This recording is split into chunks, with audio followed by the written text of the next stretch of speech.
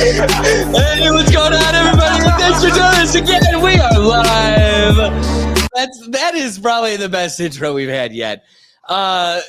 Today's going to be a wild one because we're starting off with one of the most miraculous diet transformations we've ever seen. Overnight, in fact. We're going to be diving into the YouTube sensation Nikocado Avocado. Secondly, we're going to be diving into, I guess, Springfield, Ohio is warring with Biden's factions of Haitian migrants. It's getting crazy over there. So we're going to be diving into that. And then finally, we're going to be forecasting what we might be able to expect for tonight's big debate. This is huge. The first time they're letting Kamala, I guess, improv. She's allowed to speak off script. I don't know. This is crazy. So we're going to be getting into that. But with all that being said, let's dive into who's joining us in the pickle gallery today. First, we've got Silent Destroyer. Silent, how we doing, my friend? Hey, guys. Doing great. He's an How's eyeball. everybody doing? I don't know how Brian does this. He just makes it look so easy. Look at, are you not an eyeball? I am not. Could I be? I'm an eyeball. Hey, there we go. There we go. We got it. Hey, welcome. So, how's everybody doing today? Behind you so we can get this thing going. Wrong one.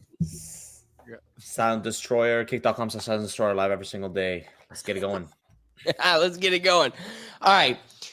That all being said, I can't do it without my good friend and my co-host, David Cunningham. How you doing, David? Oh, doing pretty good. We're today's podcast is more of a pregame for the debates. We're gonna add a little pop culture, add a little politics, and then end off here with our just like an NFL pregame. Make our picks, and then we'll go on to the game. I love that. Yeah. I love that. Yeah. You gonna introduce Brian, or am I gonna introduce Brian? I don't know. You cut away from me anyway. I'm not in charge of it, Brian. Well, you know who's no longer in charge. Brian. Hey, how are we doing? Doing well. B Rizzle My Shizzle, BC Mall on Instagram. I got some stuff coming up, so stay tuned. Let's go.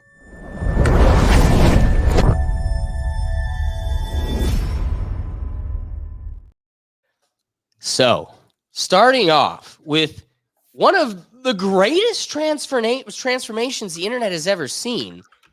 If you don't know who Nikocado Avocado is, he's a YouTuber, and this is kind of the content he's become a world sensation for. I love Yeah, it's this type of like grotesque type of content. That's not up, Chase. Redo this. Oh, yeah. And let me be clear that I'm kind of saving you all with this is the clean stuff. Most of it is him half nude in just like a room full of food, rolling in it, eating it, getting huge. And people have always kind of watched, pointed, and laughed that like this guy used to be skinny, and for views and entertainment, this is what he's allowed himself to become. This is who he is. And he would get thousands of comments just for criticism of, again, kind of the lifestyle he lives and what he became for the what? Cost of fame? Then, overnight, we get the reveal of a lifetime. Where 2 steps ahead. I am always 2 steps ahead. Where this was a coordinated, forecasted event, 2 steps ahead. And first, this is him 250 pounds ago, calling his shot like Michael Jordan. 2 steps ahead. I am always 2 steps ahead. This has been the greatest social experiment I've come to know. Certainly the greatest social experiment of my entire life. It's alluring. It's compelling. It's gripping. To bear witness, to observe all these unwell, unbalanced, disoriented beings roam the internet in search of stories, in search of ideas, of conflict, of rivalries, where people develop a distinctive desire for direct engagement, where people feel involved with the stories and therefore become product of influence. Okay. Thirsty for distraction from time unspent, from lackluster lifestyles, spoiling their Is that like spitting in the face of your audience? I don't know. minds. You know, it's like I could see a little. I could see a little A, a little B. I want to say that, you know, I'm calling for an audience, my audience, to rethink. I'm not like, oh, well, mine are a bunch of chicken nugget shoving couch lovers. Like, I don't know. To me, Red Rock. While stimulating them at the exact same time. It's brilliant. But it's also dangerous. It's dangerous. I feel as if my life has been positioned to where I'm monitoring ants on an ant farm. One follows another, follows another, follows another. It's mesmerizing. It's enthralling. It's spellbinding. Just look at all these consumers. All of these lost and bored people consuming anything that they're told to consume. I am the villain. I make myself one. And people will consume these stories year after year after year. Stories that shock, that confuse, stories that are deliberately made to blur the boundaries between fact and fiction. Stories that permeate, infect, and linger in the minds of the ants. Influence the ants. Brainwash the ants. You are the ant. So that's the, you know, big mic drop moment. and what's interesting is he recreated this moment again with his big reveal, right? 2 steps ahead. Social experiment for my entire life. It's search of stories. It's essentially one follows another. Recognize that? Another. So again, it's pretty much the same video, and then at the end, it's this big, beautiful reveal. Oh, who's under the panda? People. It's Skinny Avocado. Whoa. Okay, so you get the big picture. Brian, you make it look so damn easy. All right. Okay, Doug. They what's up? Scroll down. Ricky's here. Oh. So let's bring in Ricky from Just Another Day TV. Ricky, can you hear us? Bless up, fellas. Sorry for Yo. you. So we're talking about Nikocado here, and the coolest thing, and what makes this such a story, at least in my mind, why it's so worth talking about, it's because you have a guy that just the week before had comments flooding at him, how disgusting you are, you're going to kill yourself, and overnight can post this like dynamic dual video of him 250 pounds heavier, and then this super skinny guy calling that shot. And how was he able to do it? He doubled up on creating videos and then had a stock enough to where he was able to spend the last 2 years getting skinny while still posting a video, maintaining to the public that he's this huge obese person. So he can do this miraculous overnight reveal. And to me, that's the most admirable piece of content. Now, another piece of dialogue can be had, and I'm eager to hear what everybody's thoughts are on this, when he starts calling that audience of his a bunch of ants. This being the greatest social experiment he ever put on, you have this desire for this content, and look how it's led you. And he goes, these people are mesmerized because is it though that they're following other ants, or is it that they're mesmerized by something so obscure from the norm? Like, this is not, I don't walk outside and see a guy rolling on a floor of Big Macs. And again, most folks that do look like shirt off at a water park, like you alone, you're so large, it's so obscure from norm, it attracts attention. But then you get your what are those machines that you would sleep app machines or whatever, these things he would just mouthfuls of pasta with his sleep apnea. So now you've got tubes in your face, you're shirtless and huge, and then you're like, you're all a bunch of ants for looking. Now, you loved rolling that algorithm that built an audience that you could then later mock for making these mean comments and following your story that in any other realm would have led to a death.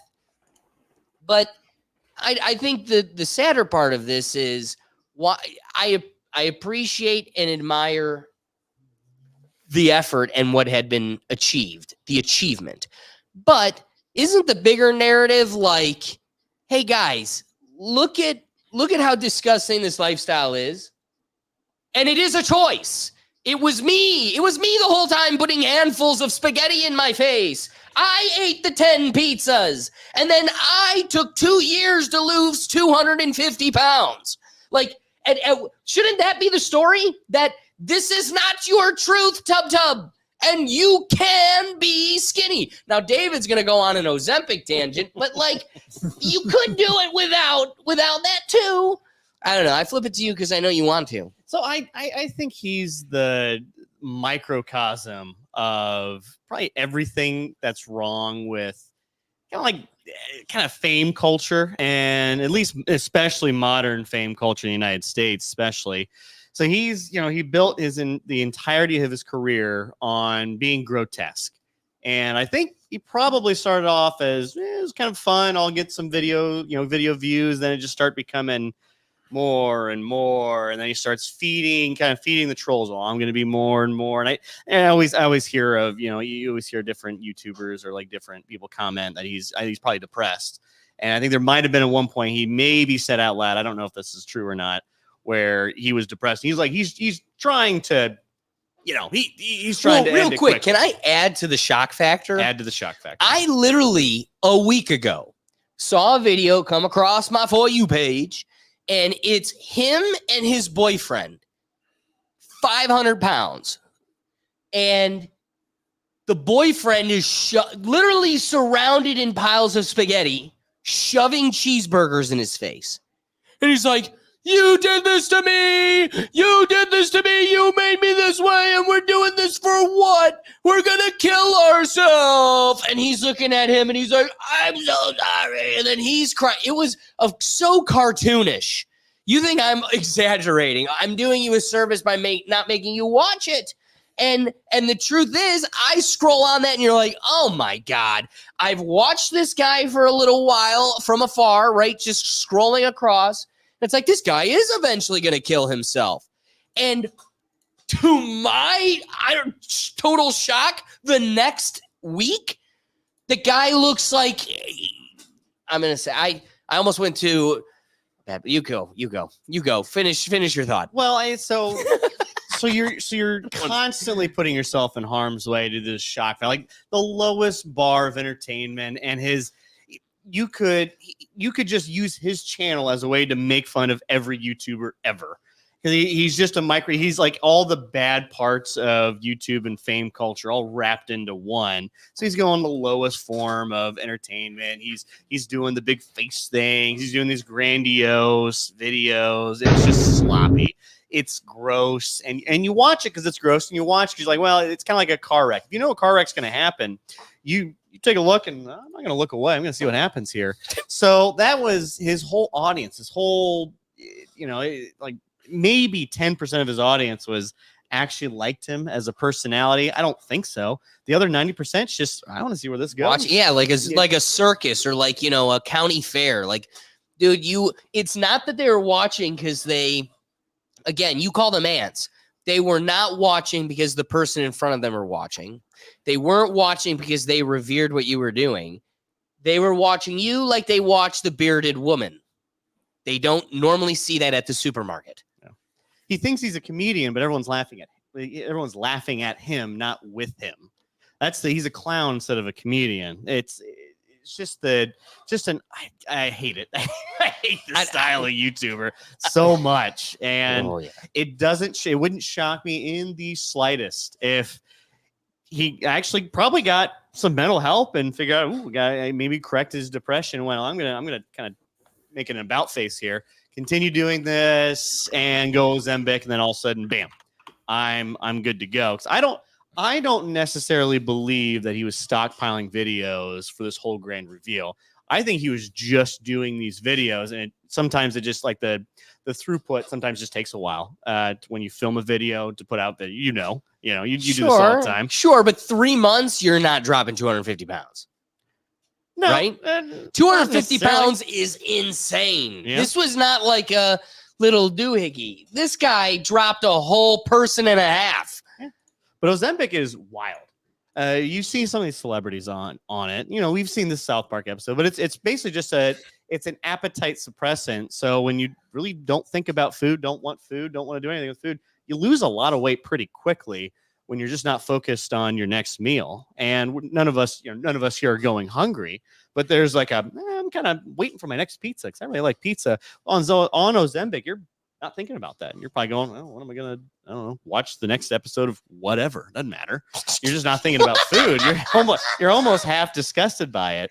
And it's so prevalent in these political theory Hollywood types that, or, even these famous types. It doesn't shock me. He just did that for maybe a year or so. I don't even think 2 years, maybe just like a year or so, and kind of thought, oh, I can market this because these people they're not dumb. He's not dumb. He understands he knows what he's doing. This isn't just random. I'm just putting these videos out. People enjoy. He gets it. It takes a certain type of psychopath to do this to such a point where you're almost killing yourself, and you probably think you are, in fact, offing yourself. And then all of a sudden, I'm going to do an about face and really make this all about me. It's gross. It's this might be almost grosser than his videos. Is gross, but I just want to appreciate the political theory of you either are thinking about pizzas all the time, or you're taking Ozempic and you're full, so you're thinking about the next TV show. It's one or the other. That you are living in that binary or nothing else. Silent, what are your thoughts on this whole thing? Yeah, this playbook is kind of old. If you've been watching YouTube for a long time, you know this playbook. You guys may be familiar with a channel called Epic Mealtime. I don't know if you guys remember that. Of course. This whole shock value, let us eat like 50,000 calories in one sitting. It's been done. And I think he's basically just kind of put his own twist on it, in the sense that it's only him, or maybe sometimes his husband, or maybe sometimes he collabs with other like mukbang YouTubers. Mukbang has been a thing in a lot of countries, like in Asia, like in the Philippines and Japan and China and South Korea. And I think he's kind of like just stolen all of that from there and then just kind of added his own twist on it. I don't know if this was a social experiment. I think it's more so, hey, this looks fun. Let me do this for a couple years. Then it's like, oh my God, now I'm 500 pounds. and then it's like, oh my God, now I need to lose all this weight. And then how do I do that? But I have a whole catalog of, videos to go.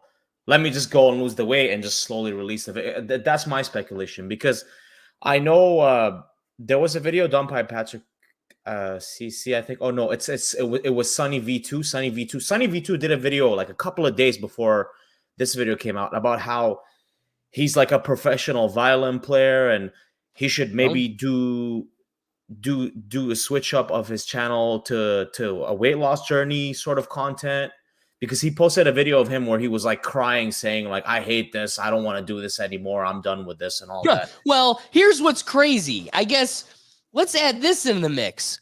There's also this that comes out shortly after.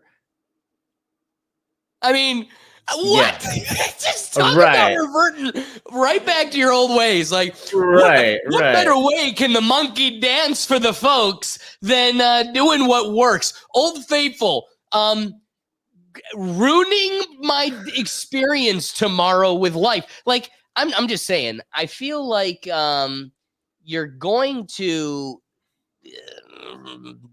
ruin your gut biome. Let's put it like that. Like, you've gotten to a place. Let's just say, okay, David's the conspiracy one for now.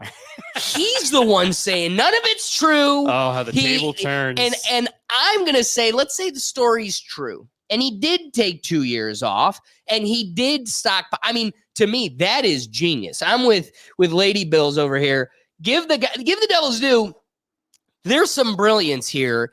Like, let's say you did snowball. Like, again, oh my God, I'm dancing for the folks, and what's working is eating a ton.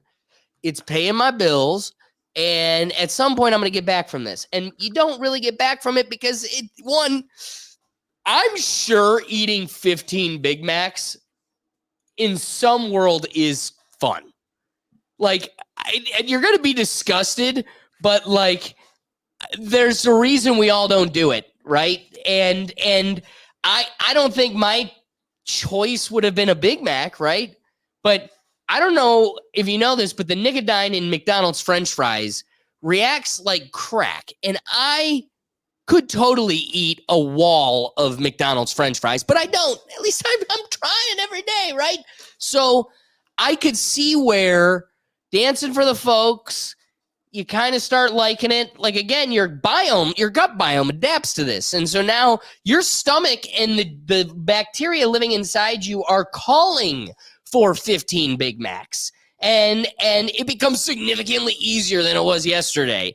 And before you know it, you're 200 pounds and you're like, oh, and it could have been depression. Like, that is so not good for your hormones and you're so not doing well. You could get to a point where you're like, all right, I'm riding this to the end.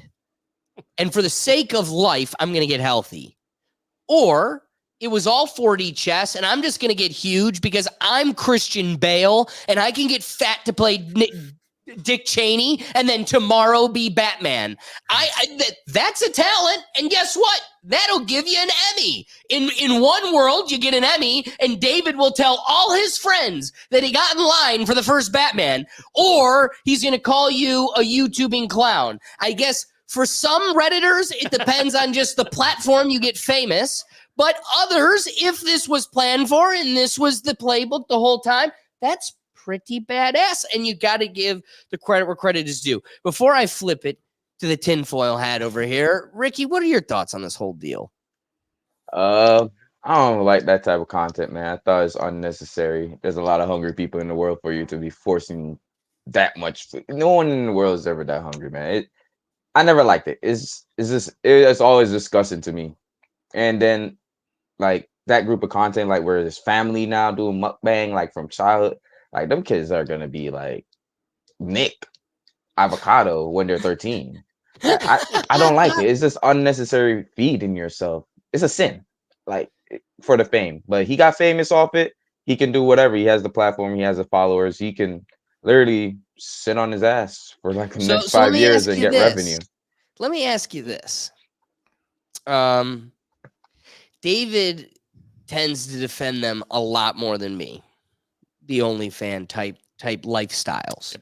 So I'm not going to take it as far as Mia Khalifa, but let's just say your favorite Instagram star, right? She's not so much bad baby, but like she's also getting a little scandalous, in her bathing suit on Instagram.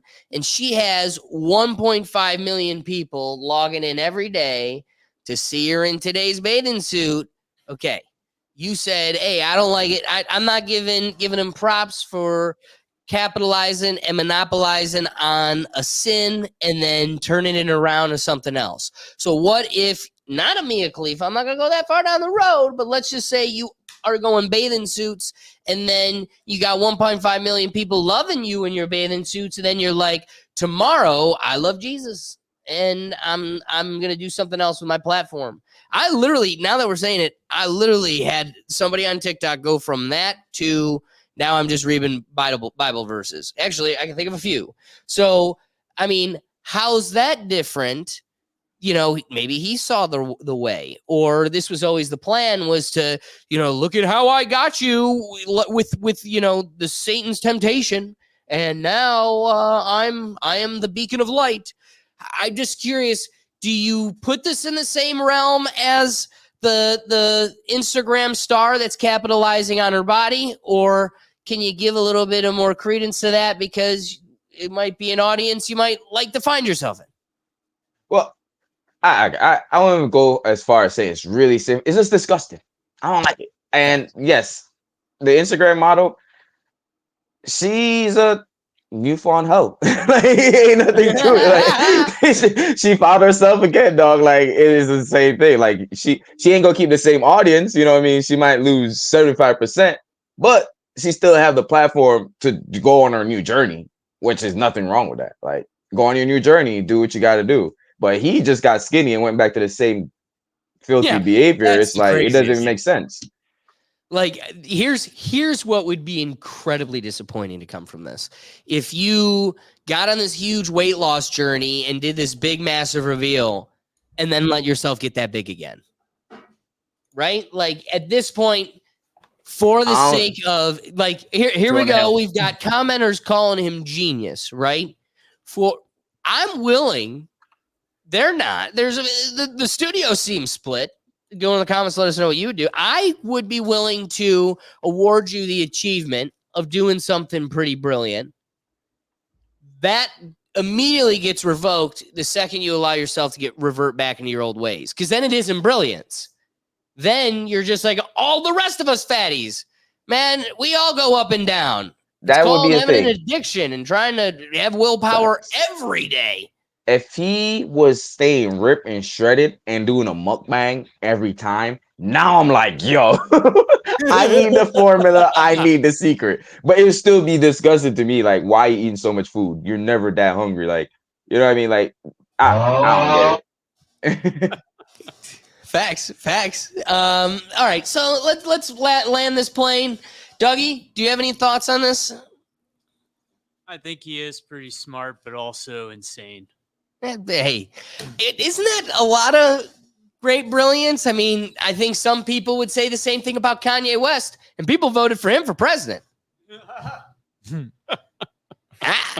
Just saying. I don't know. Silent, you got any rapid thoughts?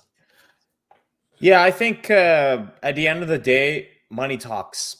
This content gets views. Like I said, it's an old playbook that works. It's been proven. He's obviously made it successful. Whether he gets fat again and loses weight again, like Jonah Hill style, I don't know. I probably think that's what he's going to go in that direction. If he's already going to, lose all that weight and then keep doing a mukbang video right after he revealed that he lost all the weight. Like at the end of the day, it all goes down to like what Ricky said. Like it's his platform. He's obviously making money. It's clearly working. So regardless of what he does, he's going to keep getting millions of views. So he's probably just going to keep doing what he's doing, That's the way I see it, at least. Well, I can appreciate that. Ricky, do you have any other rapping thoughts? Just advice to Nick. His heart may not be able to handle that shit again, so he better be careful. Mm-hmm. That's fair.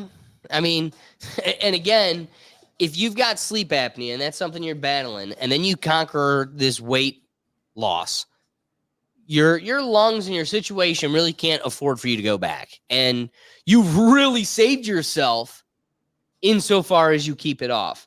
For my wrapping thoughts, I think I kind of made my position pretty clear. I think it's pretty brilliant. I mean, it was a cool audience experience as someone that doesn't know your content, like Ricky is turned off and finds your content to be grotesque in many ways. To be one of the people from afar that when caught a glimpse of your content am totally repulsed. And I'm like, this guy's going to kill himself. And you see kind of like the jackass guys or, people that want to be, you see people that in whether it's physical challenges or just doing very dangerous, unhealthy practices for the sake of clicks and fame. And this is such a drop in the bucket pursuit that if you're not just doing it for the sake of a lifestyle and you're doing it as a lottery ticket and you're risking it all, like this could be an utter detriment.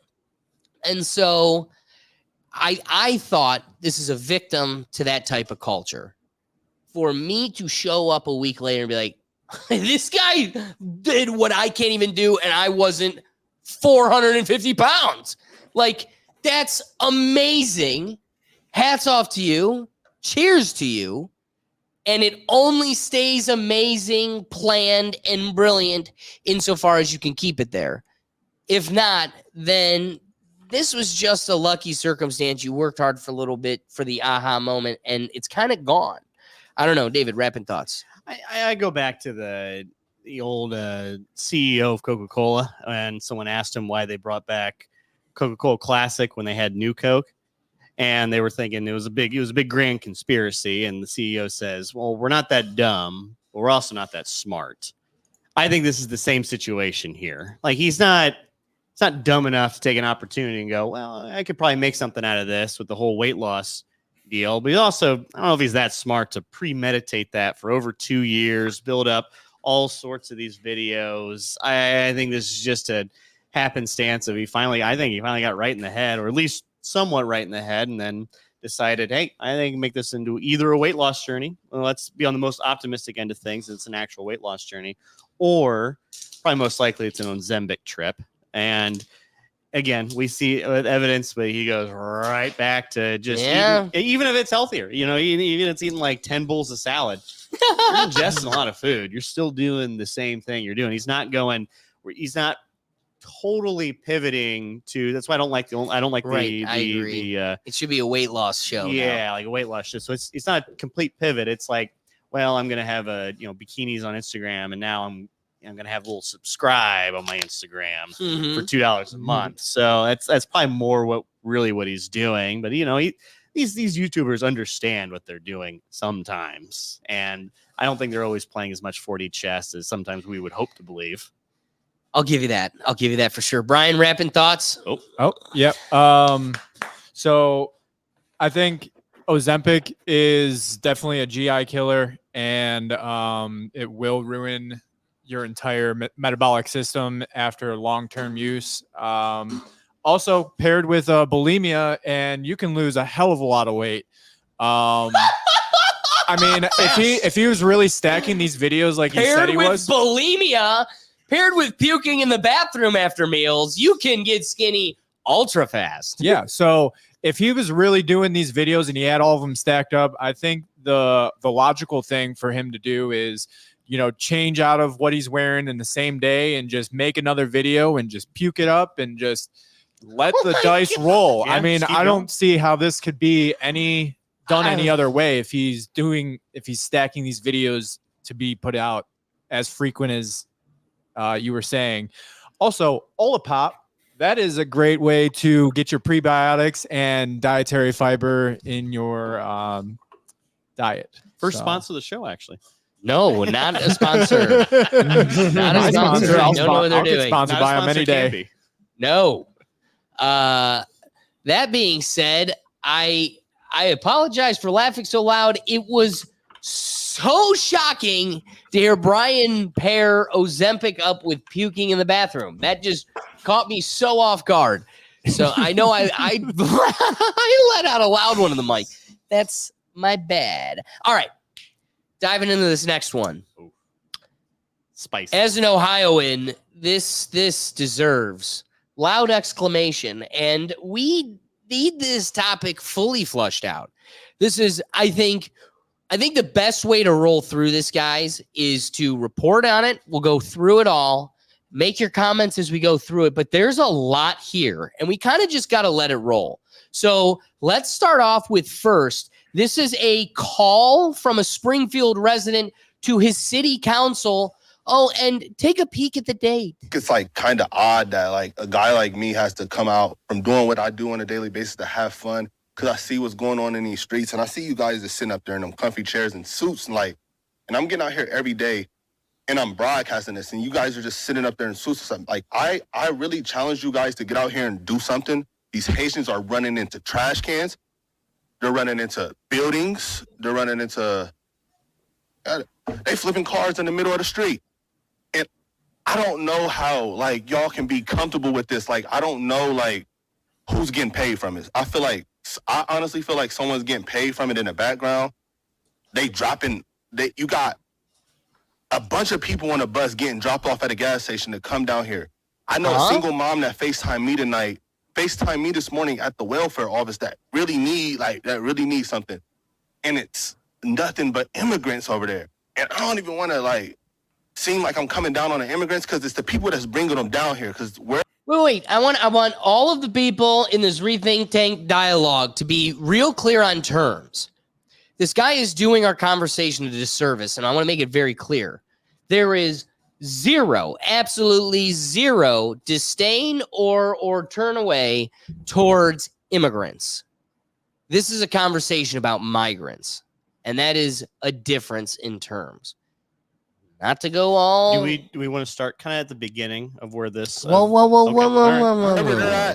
That's what they're used to, bro. They're in the park grabbing up ducks by their neck and cutting their head off and walking off with them and eating them. Like, y'all get the Highway State Patrol down here every week, and then y'all get like a task force for the Highway State Patrol, and they look for guns and they look for dope and this and that and the fourth.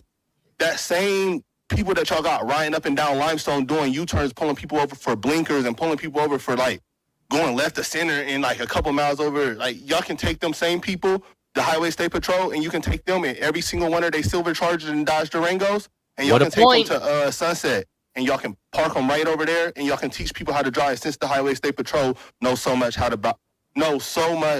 about traffic laws and know what to do in traffic. They need to, y'all pay them. They can go over there and teach these Haitians how to drive, because it's getting You could throw Tyreek in cuffs, but you can't put Muhammad. thousands of views on these, and it's going to get bigger, and it's only going to get worse. And y'all sitting up there in these chairs, all y'all need to get out here and do something. Y'all making hundreds of $1,000s. Y'all need to put on a t-shirt and some Crocs, and then y'all need to come out here in these streets, and y'all need to go out here and I'm out here before the police is. Like, y'all need to do something, bro. Y'all really got to stand on business. Y'all getting paid all this money just to wear a suit and sit in a chair. I think it's crazy, bro. We got to do something, bro. It's kids out here getting hurt. Like, only reason I even went on here and said something about it is because somebody told me they walking from the school and a Haitian almost ran into them. And who is getting paid? Like, how much money is y'all really getting paid, like, to bring them over here? Like, I know it's deeper than them. I know that's where they come from, and that's what they do. That's their country. I don't know what they got going on over there, but they can't do that over here. And we'll show you. If y'all just getting paid from it and then y'all ain't doing nothing about it, I think that's super weird, bro. Y'all got to stand on business. Y'all got to really stand on business. No, I agree. Now, here, David raises a good point. This is a guy calling at the top of his lungs to his community leaders and the people around to step up and help. But what does he need help from? Oh, yeah. I don't know, David, did you catch this? Where, Biden dropped off 20,000 Haitian migrants, and they're just building tent communities. There's another video. I too many videos to prepare for today, but there was a lady saying There are folks just pitching tents in my front yard. I'm calling for the police to get rid of them, get them out of my front yard. I want to be able to act. I want to be able to use my physical force to get them out of my front yard. I would be committing illegal acts, protecting my lawn? That's where it's come to. We're picking and choosing how these laws can and will be applied. These folks, they don't get the laws applied to the but that's just the beginning. So David wanted the context. What are they doing? They're dropping 20,000 people off in Springfield, Ohio. Hey, can I tell you something? Let me put it into context for you. Springfield, Ohio has 60,000 residents. They dropped off 20,000 Haitians. Does that give you a little perspective on the balance of life there? Okay, so let's go to another resident screaming at her council, calling for help. Please, somebody fucking help us. I was out and about yesterday, driving around Springfield. I was looking at the giant holes in some of our buildings. I noticed all of the old familiar spots bearing new signs in an unfamiliar language. I watched as groups of strangers walked around the city like lost tourists, and it was like a punch in the gut. A terrible sadness came over me, and I began to cry.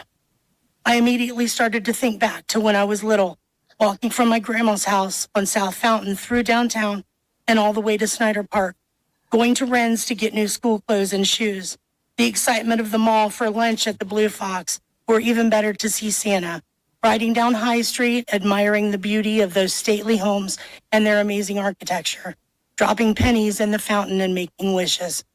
And now, all those warm memories are becoming fuel to the fire of anger inside of me. I feel like we have been invaded by some sort of pest. I'm angry that my friends and family are packing up and moving away. This would only be said by a person in Ohio.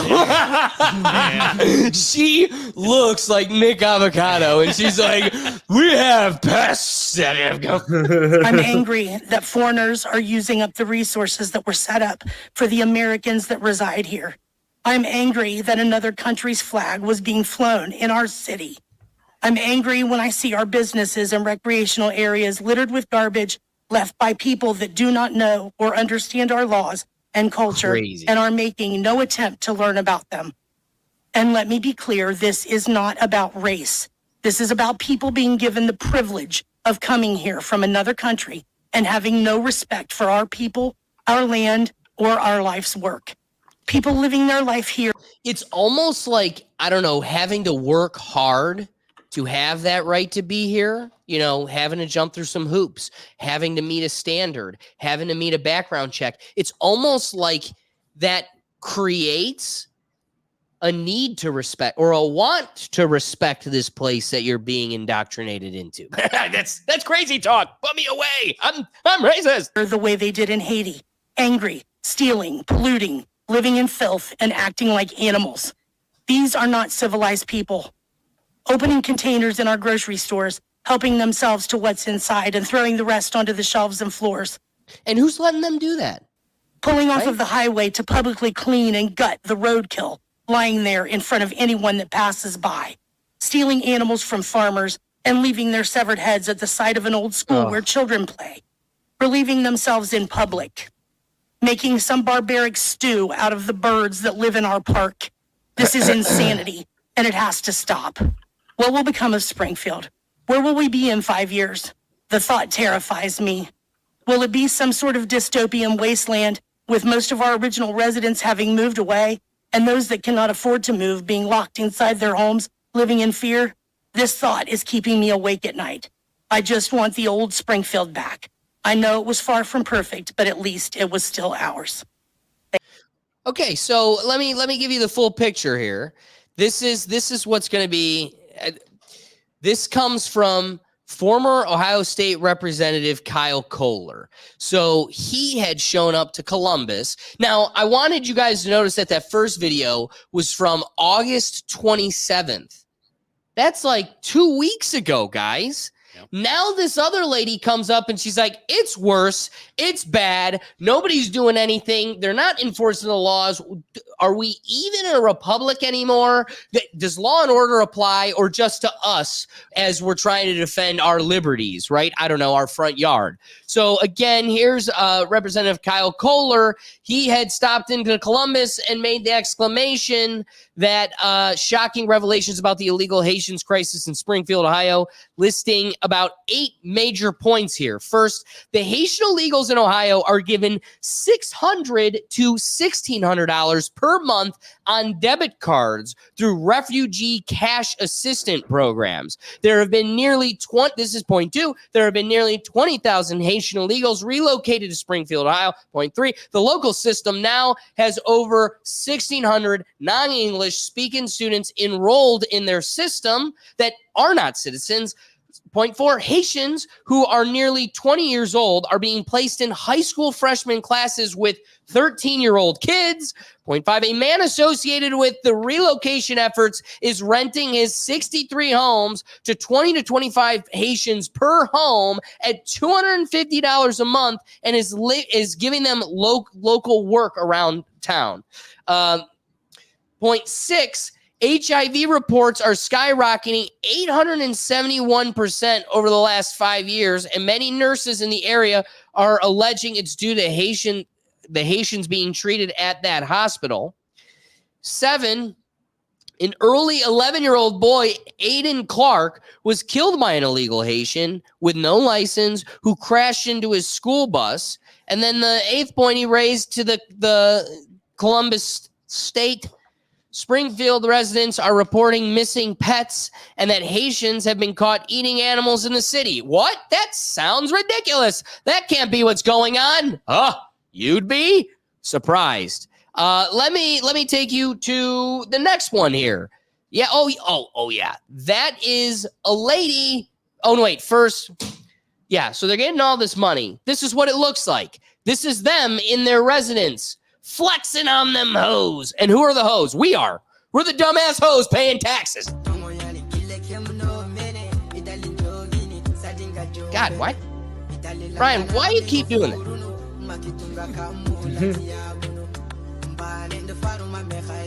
What a life. I'm so glad I paid for that.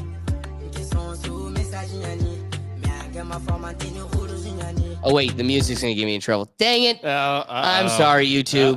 We're in trouble. But anyway, that's neither here nor there. That's the life. They've got free debit cards. But here's a lady just yesterday, like 2 days ago, being arrested for eating one of the neighbor's cats. What did you do? Why'd you kill the cat? Smile for me. Oh yeah, let's investigate her mouth. Go like this. Did you eat that cat? Did you eat it? No, why'd you kill it? Did you guys see all this? No, we pulled up and she was just laying there with it. Did you see her eating it? Eating it.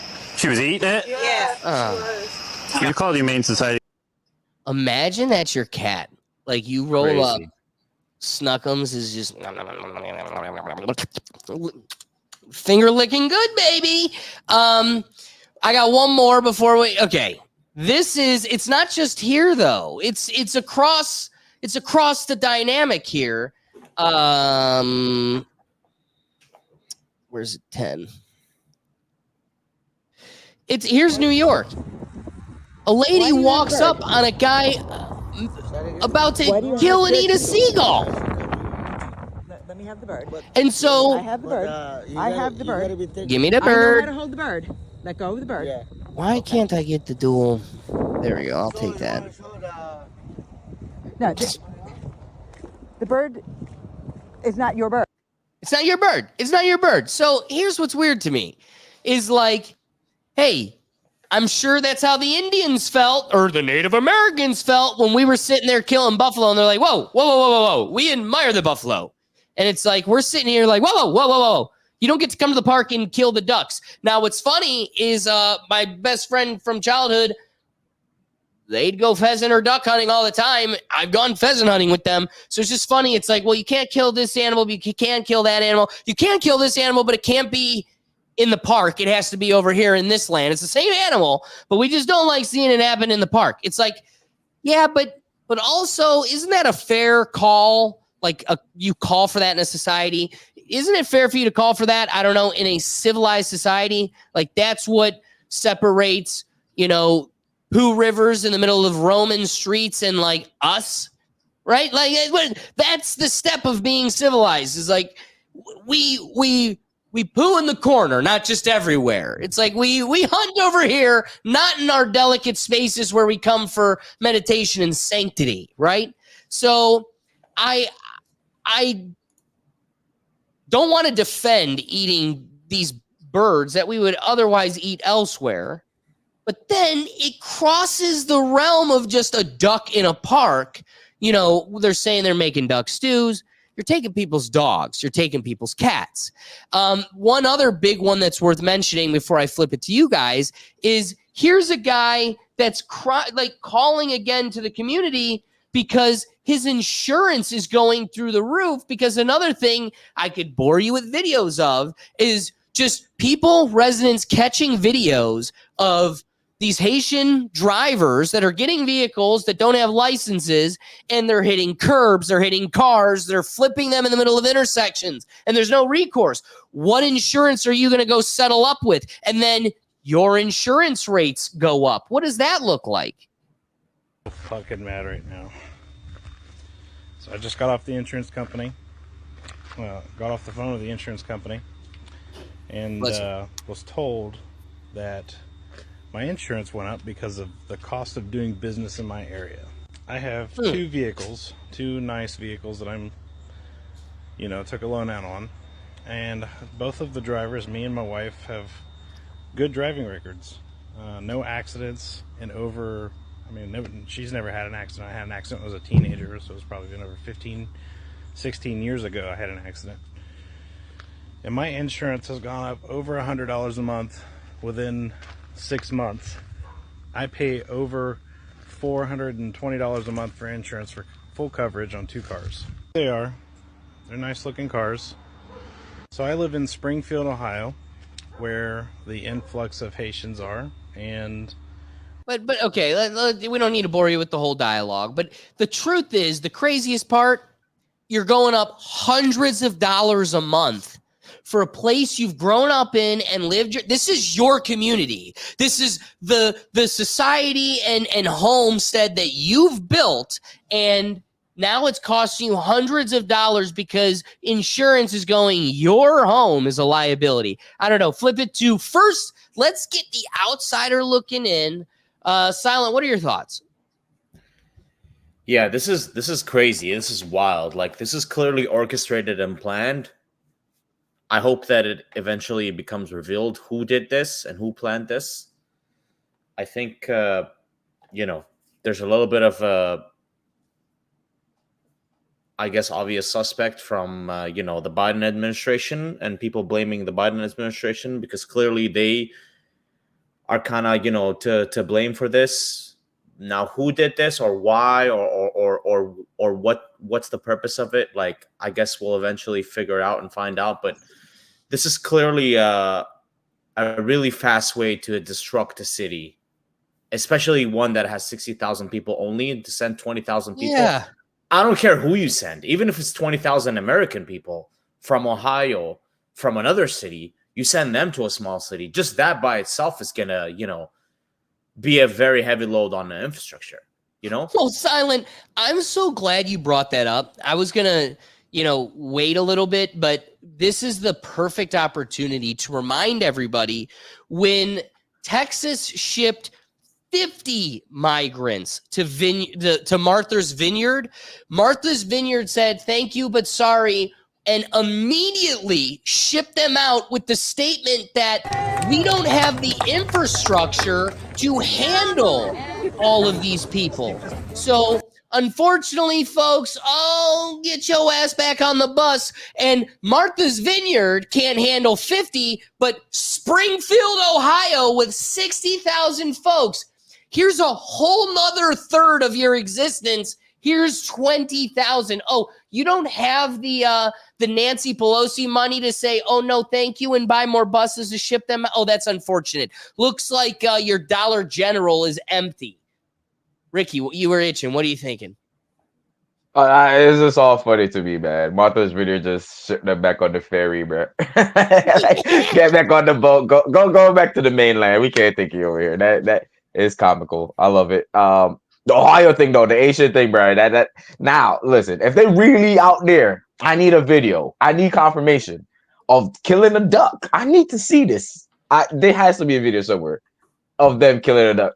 Hey, can I just say that's a fair position, but can we all agree, round table, killing a domestic cat's probably worse?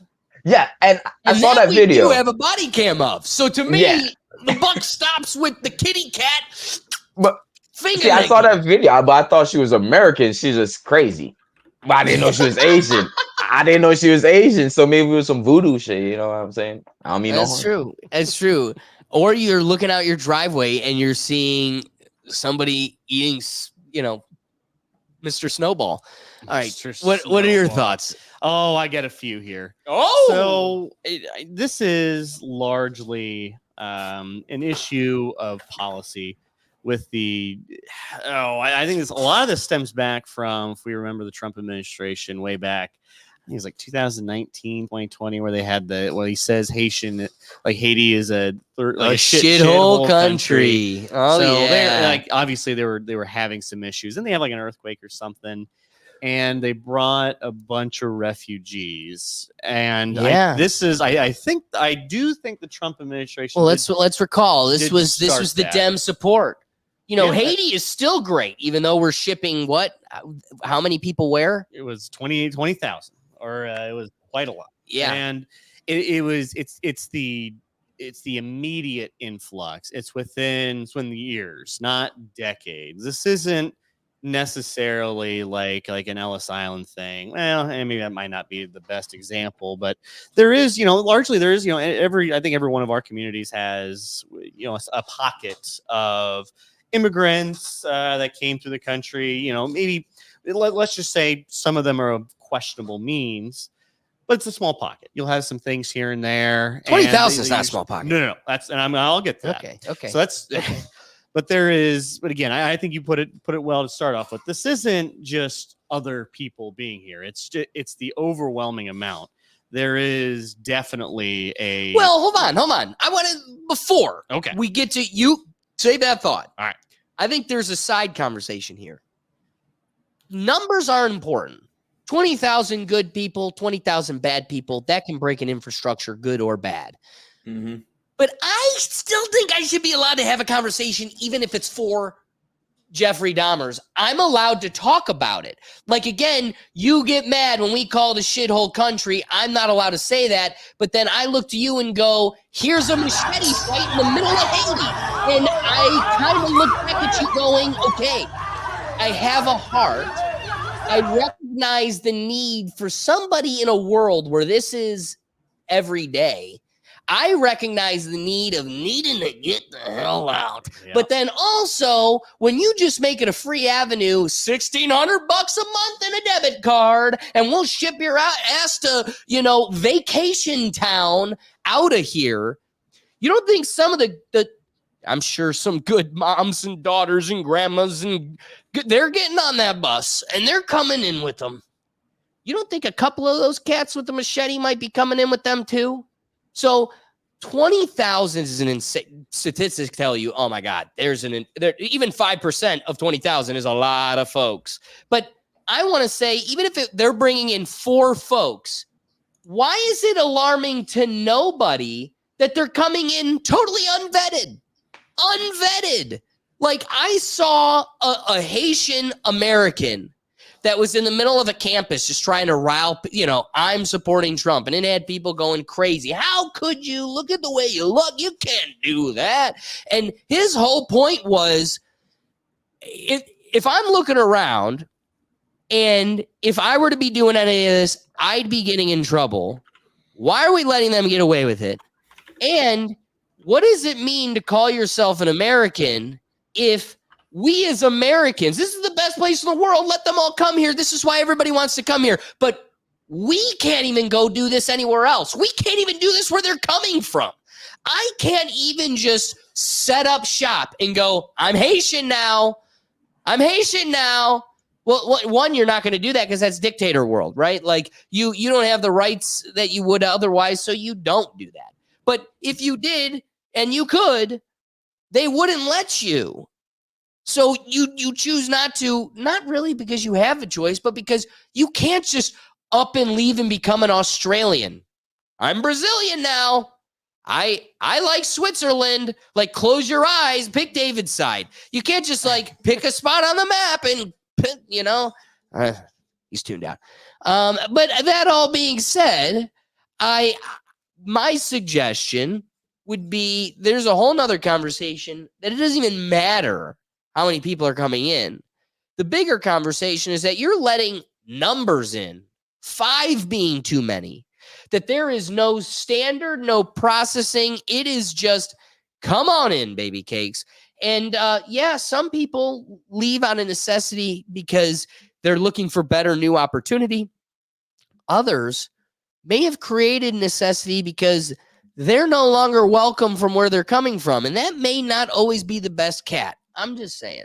Yeah, I think this is going to become more and more of a trend. Because the Springfield, largely, is a very poor area.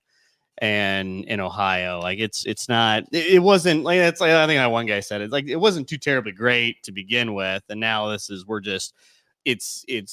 a poor area. Plus we have to deal with just a large culture of individuals who don't understand the way of life that we have it here. And you're going to see more and more of these small rural towns that don't, like Martha's Vineyard is able to push back. So there's a lot of pretty powerful people at Martha's Vineyard that can go, all right, you can send 50 to make a message. You send 500. Oh, you're going to get sued constantly. Get ready. So Springfield, someone probably in that city council of Springfield, because I think they're all going to city council, which seems a little bit interesting to me. Because I think there might be a subculture of, there's a little bit of corruption over here, and someone decided, you know what, I got room. Someone within that council said, I got connections in DC. I got connections. I'm going to go ahead and, hey, we got room for them. I have a spot. I have some apartments. I have some real estate. All of a sudden now we have a large influx. And I think what also is getting lost in this dialogue too is this cat and dog thing. Yeah, there might have been. All right, let's just say it happened like three or four times. Of 20,000 people, 3 or 4 times within however long they've been there. Not great. We don't like it. No one like it. But it's not. This isn't an epidemic. David, no. David, no. You can't take that position in a world where, okay, last year, no cats in Springfield, Ohio were eaten. This year, 5 cats in Springfield, Ohio were eaten. That, to me, is 5 too many. I think a cat owner in Springfield, Ohio has a fair argument to say you're a tad bit off your rocker. Is it? Well, let me bring this up then. Do you think it would be within the same like 20 people of like a family unit where largely of the 20,000 people there's like 20 people like really big problem here. They're all real old school. They just kind of do as they please. They don't understand. It's like your old grandpa. Yeah, he grew up in a different time. He gets to say some words that maybe no one else. Whoa. See, that's where we've lost the purpose and point of being a culture and a nation in and of ourselves. We are our own place that you want to be. So grandpa can be used to his old way. This ain't the old way anymore. This is America. That's what we've lost sight of. You've called me even saying that racist. I have to be worried about the way it is interpreted when I look at you and say that, no, we should be allowed to have our own culture, a shared culture amongst ourselves. And when that's so foreign to you, we have no interest. Yeah, well, I think, again, this is the point's getting lost. Especially when that is eating a cat. I think the point's getting lost in the cat eating business. It's more of the fact that it's just, and you're killing our resources. This is straining the community poor community that's just not ready for it. This isn't spread amongst several different rural communities in Ohio. Hey, I think there's probably several rural communities that could use probably 100 Haitians. And hey, if they are well-meaning, we're ready to go. I think the majority of them are well-meaning and want to be just kind of left alone for the most part. But there's troublemakers within every group. There's troublemakers probably within this room. There's definitely going to be troublemakers within 20,000 so people. And what's also really really concerning is they're driving. They don't have license because you can't get licensed if you're not a citizen. So somehow they're getting a hold of cars and they're just kind of going about the place. They don't have that formal. That really should be more of an uproar here than necessarily the cat or dog things. I honestly believe the cat or dog thing is like a very minuscule, as far as everything that's going on, very minuscule problem within Springfield. But the guy that hit a school bus, he got blind. He got on the story. He got blinded by the sun. Didn't have his sun visor. Didn't have sunglasses. Also, didn't have a license. That's way more concerning. They're just driving around without a license. And then you're watching insurance go up $200 a month. Absolutely. And I can't afford to live in the place. I have a mortgage. Now I paid off my house. Now I live in this community. Now it costs me $200 more than it otherwise would have in a small community where it's normally pretty cheap because we're off the grid. We've kind of made our own little deal here. And now I'm at a loss. I can't afford to even insure my car here. And there just isn't any political willpower to take care of the situation because they're not going back. They're stuck. They're here. There's no administration, no matter how conservative or liberal you are, it's going to go, we're going to move these guys back to Haiti. Haiti's fixed now. We're good. That's never going to happen. So they're here. So it's now just a fact of life that you have to deal with it. And I kind of feel bad for these people. It's you either have to move and then all of a sudden, all right, now we got to take on more costs. You got to do more. It's just not a good way to go about it, especially if your family generation's been there the whole time and now we're being ran out by someone with a real estate business that decided I could probably make a buck or two on it. And their other thing too is there's probably a way these people are being exploited for the most part. So if you're an immigrant in this country, you don't quite have the same workers' rights as you would, as like you and I and everyone else, the rest of this room would. So it's like, well, you show up on time, you do your job, give me backsass. Oh, we can talk to the authorities over here, and you can no longer have this decent job. And it may not even be all that decent. It could just be maybe fast food, maybe probably a butchery. It's probably where there's a lot of immigrants working in kind of butchery. Oh.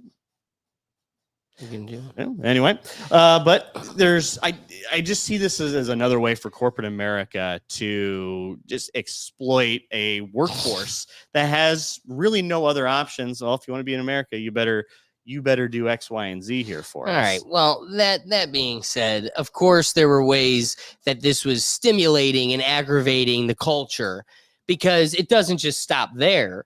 There's memes across the internet, and of course, Twitter does it best. So you have this is my favorite. It's all around the theme of just Trump. I love you, duck. I won't let Haitians eat you.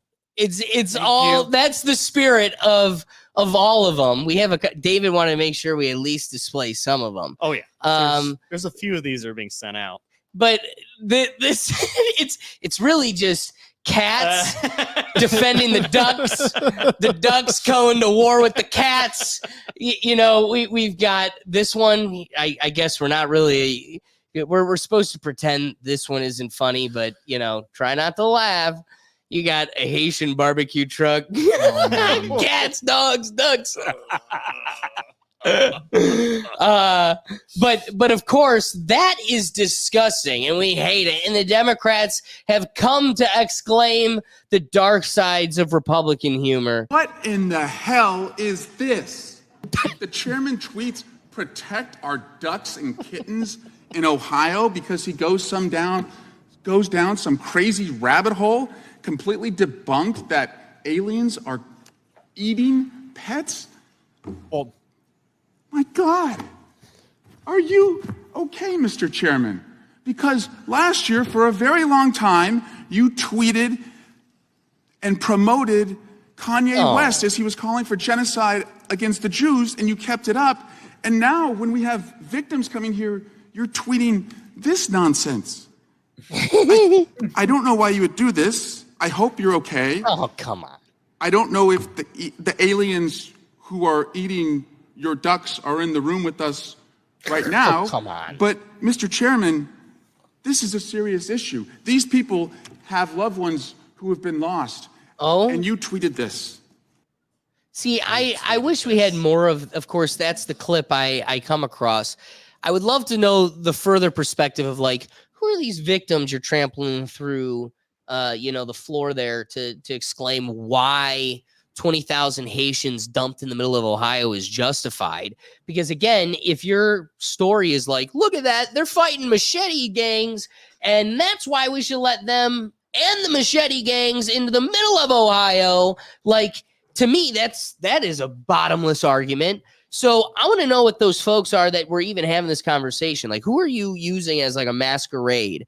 But I love how they're the best at painting the victim, right? They create this situation and then they go, how dare you try to make light or humor of such a painful scenario. And so one last video I got for us is, remember the dynamic. They're claiming that these people are the victims. And so this will always be their policy, especially leading into the next topic. Remember this platform. That is why also, starting with our administration, we gave TPS, temporary protected status, to Haitian migrants, 55,000.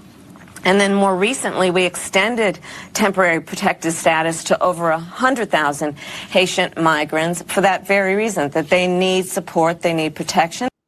So they need support, your $1,600 in taxpayer money, and they need protection, as in we're not going to enforce the laws on them. And if you try doing something about it, like, I don't know, think about any of those damn amendments, especially the second one, we're going to enforce the laws on you. So I don't know. I wanted to give you guys the full picture here. Let me display one last picture then. This isn't just Ohio, folks, and that's why it's so worth talking about.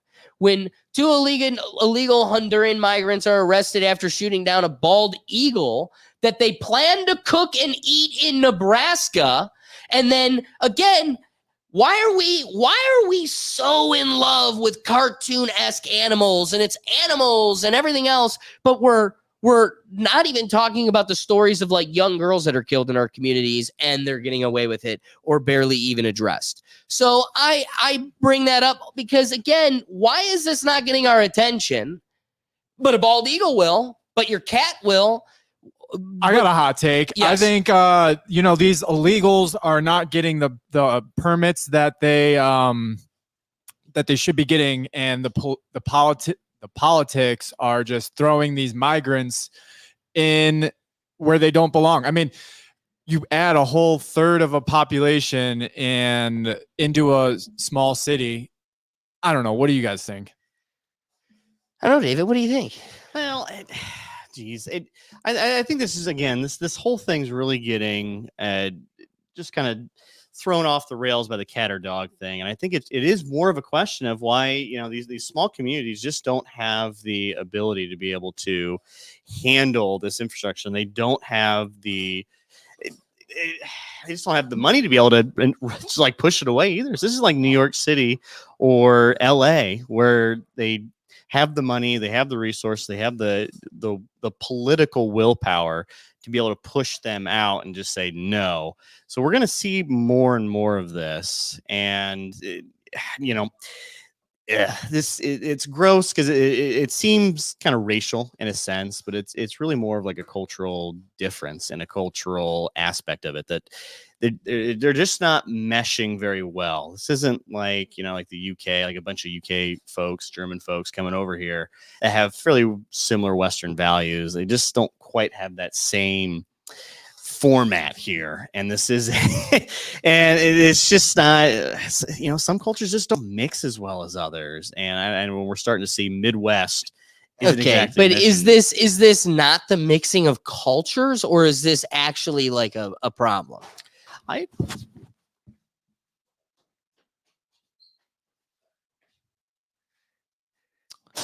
Okay. Well, Doug. Okay. Doug, can you do something? Do something. Make something happen. There we go. Okay. All right. Again, so to finish the point, it isn't just happening in Ohio. It's happening across the board. And it shouldn't have to alarm you or get your attention because they're eating a bald eagle. They don't have to get your attention because they're murdering people in your community. We should really want and call for standards. For some reason, that doesn't matter to us. And yet they can come out and blatantly say it in your face. This is our policy. This is what we want. And do you truly believe it's because they think this is, one, better for their community, two, better for our community, or three, doing whatever we can to maximize votes? I mean, I didn't want to bore you with a million videos, but I have another video locked and loaded if we had to about Texas voter registration, how they were walking them through how to get homeless people without addresses and just people that don't have licenses registered and explaining them how to vote. This is how you make it happen. It's like, what? That's so detrimental. Again, bottoming out. So right now you're at a carrying capacity where taking half of everybody's income and distributing it to these new people that aren't feeding into the social contract, it works. But once you dry up, suffocate, and kill off all of those folks that you're leeching half of their everything off of, once those don't exist, you actually can't supply to the other people, and this whole thing crumbles. This isn't like self-fulfilling. This isn't a self-energizing battery. If you don't continue to have something charging into the system, but you continue to draw and suck from it, it's going to drown. Silent, do you have any other wrapping thoughts on the topic? Look, I'm sure a lot of these Haitians actually probably want to, positively contribute to the community and help out and try to integrate. And it sucks that there's a few that are killing ducks and cats and, eagles and all that are ruining it for everybody else. But at the same time, as I said before, sending 20,000 people to a 60,000 people city, even if they were just regular Americans, would tax the infrastructure and be an excessive burden on it. So they definitely should have done a much better job at distributing these people, because like I said, I'm sure there's some of them, I would say at least maybe 95, maybe 90% of them that will actually want to, just become good people. They want to work. They want to get paid. They want to send money back to Haiti. And it's unfortunate that the ones that don't want to do that and just want to, eat ducks and kill eagles and rob people and stab people are making it look bad for everybody else that actually wants to, integrate, wants to work, wants to become part of the society that they are now part of, Yeah, no, I could appreciate that. Ricky, any wrapping thoughts? My parents came here as migrants. Okay, my parents came here illegally. They worked their way through the system, got legal. So they go to no extreme of eating fucking ducks or cats. But if you're going somewhere, eating cats and killing people, right? Like I think I'm cool with you. Like here's what I'll appreciate. I'll appreciate somebody becoming a functioning member of my society that's here to grind. Right? Yeah. So like you grab life by the balls and you worked for it. I get it. And I also get how there's so many people trying to work for it. It's so difficult. But the person that's been here for 10 years, grinded it out, and you skip the line, how's that fair to them? So really, I'm all for you being here and grinding it out until you get your chance. Just assimilate. And again, that's pretty easy to ask for when we're so damn diverse. Yeah, that's what I was getting to. People are doing in their living rooms. That's what I was getting to. Dress up like a furry. You can burn a effigy, but like truly keep away from our cats, our bald eagles, and our little girls. And I think no one's gonna bat an eye at you. In fact, they're begging you to vote for them.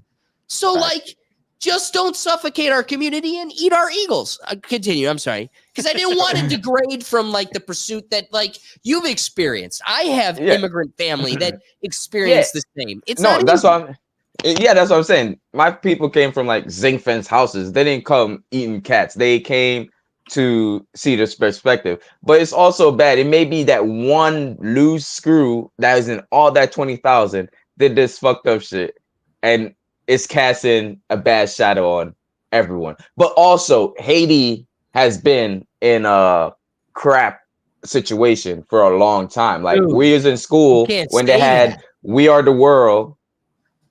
Oh, what do you mean? It's the facts. Remember When what Trump they, called it? What for what it is? bro, Called the they sky don't have blue, a the grass government. green, and They the shithole country shithole. You're in big deep doo doo. Bro, they assassinated their freaking government. Oh, outside party help, but they don't even have a government anymore. Hey, Like, we it's wouldn't been do like 2 anything years. like that. We've seen nothing like that. But even if that someone else would step up in America, like, hey, You would Haiti, there's hope. still I don't no know if we're seeing one. it. There's no one stepping up. Like, there's still no government. The gangs are running there. So it's like it's like the bad is coming through and the good is staying there suffering. You know what I mean? There's truth there. So, I because the agree good that. people can't find a way and have the access that the gangs do have to get out. You know what I mean? The gangs control a lot of the stuff. So it's a sticky situation, and the good is suffering for the bad. That's a great point. That's a fair point. David, wrapping thoughts. I think I'll end on the point here where I think there is a dramatic cultural difference that is clashing. And as a community, they're just going to have to learn to live with it now. There's no putting that genie back in the bottle, unfortunately. And we're starting to see this come to a head now, where there's a lot of, all right, well, I can deal with it, and then the next step is, okay, they're kind of getting into my everyday life, and now they're starting to cost them money. And then finally, what really tipped this over edge, it was like 1 or 2 Facebook posts about a cat. And now it just caught. It's during a political. Let's not kid ourselves here. It's during political season too. So we're in election. All of a sudden, all right, we can use this as kind of some border policy, immigrant policy, and get some easy wins here for the voting populace. So that's why we're seeing this as big as it is now, when this would normally be mostly a fairly regional story. Maybe not even regional all the way up here. I'd probably say regional. At most Columbus, but probably most likely like Dayton. But yeah, it's a tough situation. I kind of feel for those who have to deal with the cost of this now. Right. They didn't vote for it. They didn't ask for it. And now they got to deal with it. And imagine looking at the mechanism that's been around you this whole time, right? That you've relied upon. And you're like, okay, there's a lot of infractions around me. Can you please help? And it's not. Yeah. No one's stepping in. No one's helping. At that point, you're like, oh my God, this system I relied upon blindly, it's not as reliable as I thought it was. And again, it goes back to the heartbeat of these types of communities, kind of what built them, what we've strayed away from, and what we're going to probably end up needing and will go back to. The police aren't policing your laws. The doctors aren't doing the doctors, right? They're all of the teachers aren't teaching. The whole deal, at some point you go, all right, I'm done handing it over to the state to do it for me. We will do it ourselves. And that's kind of the lifeblood and heart of a government. And it's I think it's that ebb and the flow. You rely upon it, you build it, but then it becomes too detached from its innate purpose, and you kind of need to cut ties, rebuild, and start all over. And we're kind of at that point where we're outgrowing what we've built, and we probably need to get it right back on track. We're in Ohio, so I truly don't know what just happened to Brian. Like, he just kind of was taken out the back door. So I guess, Doug, you got to give us a rapping thought. Doug, what's your rapping thought? Who took him? That was so great. My rapping thought, I guess, is government needs to do what we pay our taxes for and not give it to people who don't pay taxes. We got beef, Martha's Vineyard. We got beef. And it ain't cat thighs. It's real beef. We beefing. All right, rapid topic. We got to get this plane closed because in a half hour, we got a big debate. This is the first time that we're going to see Kamala Harris, I think, speak off script. We know she's very well prepped and read going into today's debate, but she just seems to trip over her tongue pretty well. So we don't know how she's going to fare, and that's going to be interesting. I got to be honest with you, before we really get down the road on this dialogue, part of the thing I want to season it with is I do think we're starting to see Trump's age. The more I've seen him on like podcasts I listen to and a lot of these interviews, you know, as old people get old and your skin, the biggest organ, starts to sag, you're hearing him with the floppy old cheeks. You're hearing his cheeks a lot. And I want you to hear for that. Now that I'm saying it, you're probably going to catch it. It's like, oh my God, he wasn't a young whippersnapper the first go around or the second go around, but I got to tell you, this third go around, it feels like we're really hearing it. But like, you know, RFK Jr. just did a video today calling to his followers going, you know, you still want to vote for me to make that point. Don't. And a vote for Trump is a vote for me. So this is going to make a very interesting dynamic going forward. But I think I'm gonna hop into this dialogue a little out of order because I want to season the beginning of this conversation with a video I found today. Now, this is an unearthed video from 1995, and it's supporting now's San Francisco Mayor Willie Brown. Weird, right? What does that have to do with our conversation here? Well, the statement is it's going to leave you with your jaw dropped. And you're not going to know why, but you are going to be left with your jaw dropped. He's a rogue, all right, notorious for his flamboyant lifestyle. Flashy clothes, fancy parties, fine women.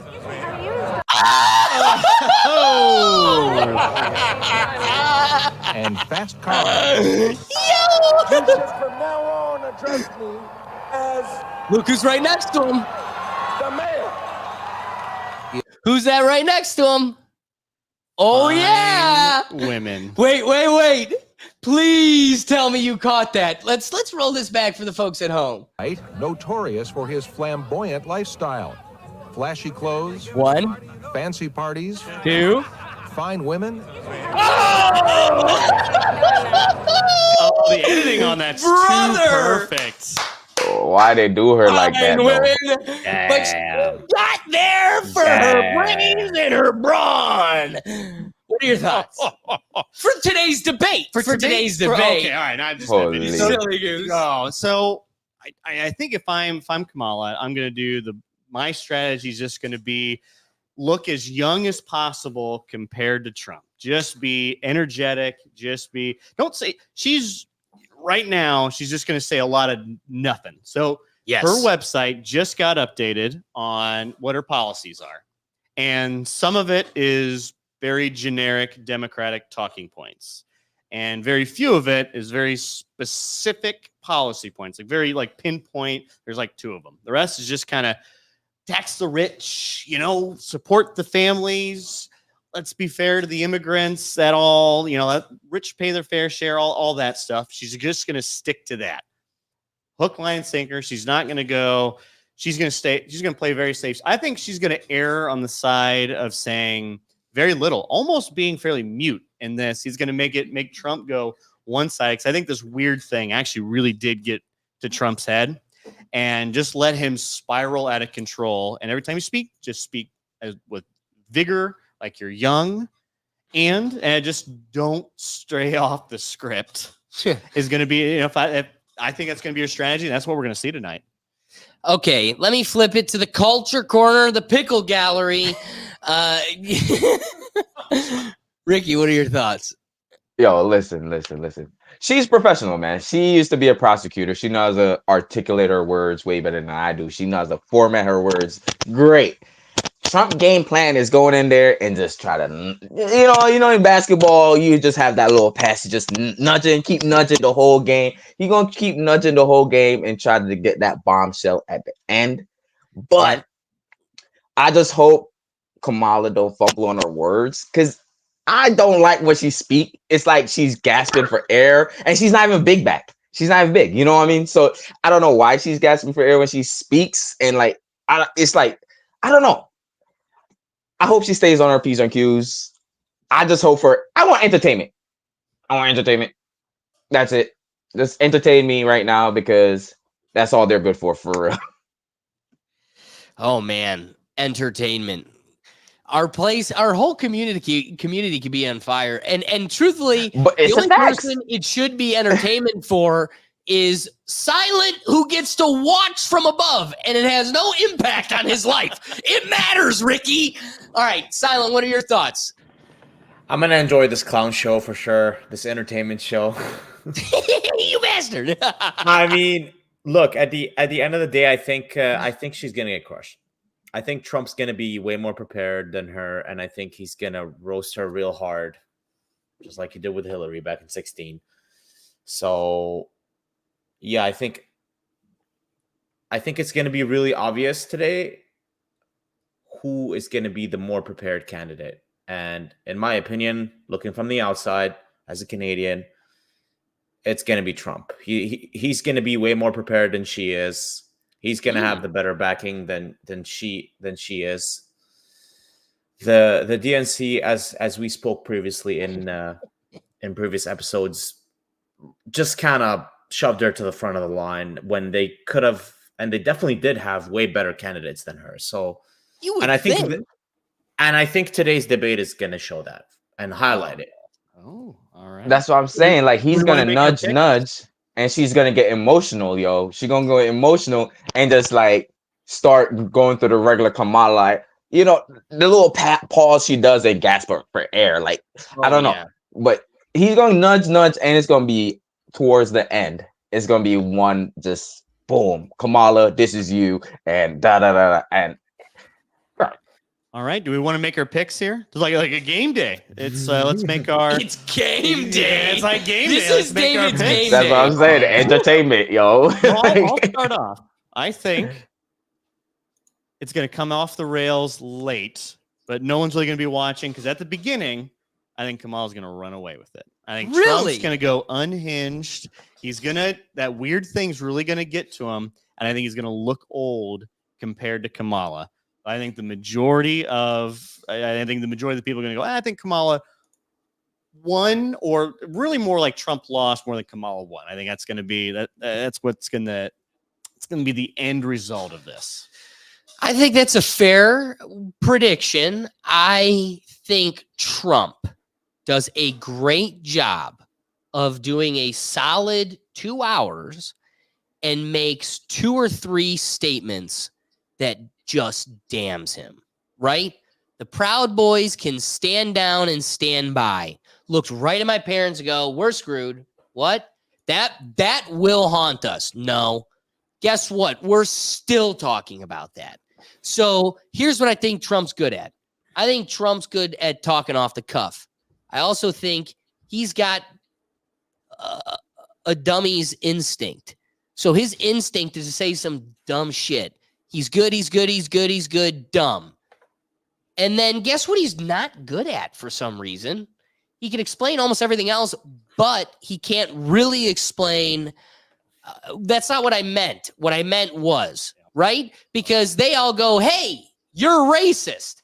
And never once is he really good at going, no, I'm not racist. What I meant was, they kind of just go, you're racist. And he just kind of keeps walking. It's like, are you gonna, because here, as people that are stuck here supporting him because RFK, Tulsi, other calibered options, one get in line behind one or the other, and we're left with no other real option. So as somebody that's reluctantly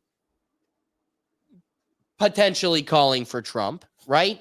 He does nothing to leave us out to be a good person. Right? Like everything he says and does still leaves his followers out to, you're racist. Well, no, I'm not. Well, he's doing nothing to show us he's not. So here's what I think you're going to get. And that's probably, to me, and my thought is that's the perfect psyop. The perfect equation is having the evil villain, the blue team that carries out all the bad acts, very likable. And then have the guy that on paper makes all sense, make him Satan. And that's the dynamic you have. You either are looking at the paper and going, on paper, these are all the policies I want. Oh, well, then you support Darth Vader. And you're like, no, he killed all the younglings. And then if you don't look at the paper, Whatever you do, don't look for the paper. All you're doing is voting against Darth Vader. You're like, oh my God, Darth Vader? The guy that killed all the younglings? I would never vote for Darth Vader. And they're like, right. So don't look for the paper. Don't ask for the paper. There is no paper. And it was funny, in the dead of the night, 2 nights ago, literally in the middle of the night, Kamala goes, here's all my policies. Did anybody read it? No. Because one, we know it's a lie, right? Like, if it's a policy you're telling us that we like, really, like, I don't know, not taxing tips. Well, then we just come to realize that's a policy that Trump already had. So you either carbon copy the things we like about your enemy, or you tell us we are going to make communist policies that police grocery prices, and the whole public's like, yeah, no, we may like blue team, but we still don't like communism. Well, then on the piece of paper, they say, okay, we're doing away with the grocery thing. They're not actually doing away with the grocery thing.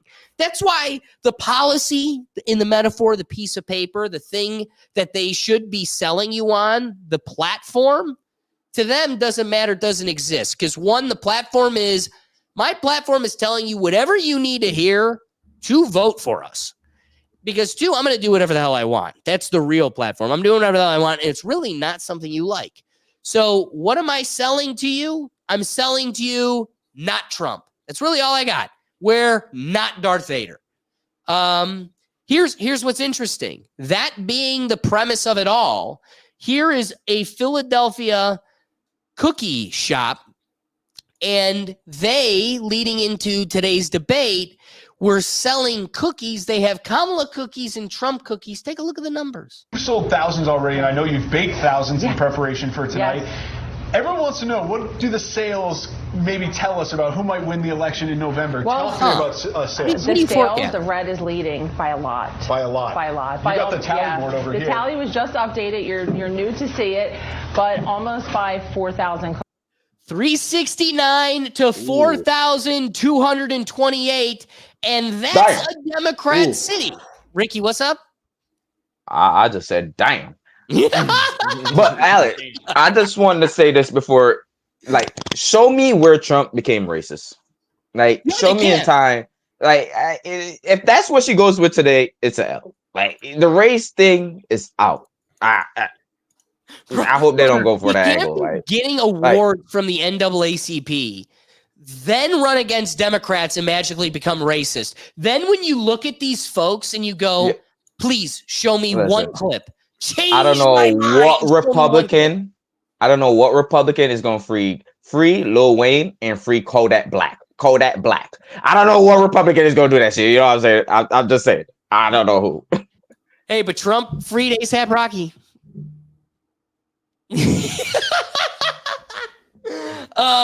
Okay, we can start landing this plane. Real quick, David gave, what was your forecast? You're saying Trump. I think Ricky and gang, silent from the outside. What are you expecting from tonight? What are your picks? Game day picks. I think Trump, personally. Yeah. I got the Trump in the fourth quarter. Late Kyrie shot. Late Kyrie shot.